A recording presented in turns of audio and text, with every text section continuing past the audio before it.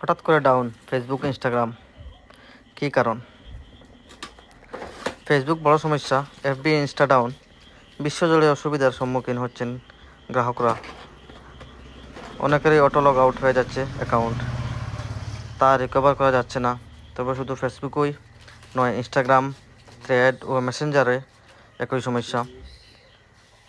Facebook Instagram down, season expire, please log in again.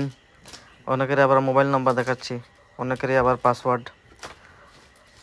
তো Facebook down হয়েছে, মোটামুটি 1-2 ঘন্টার ভিতরে ঠিক হয়ে যাবে। যদি না হয় কাল সকাল পর্যন্ত ঠিক হয়ে যাবে।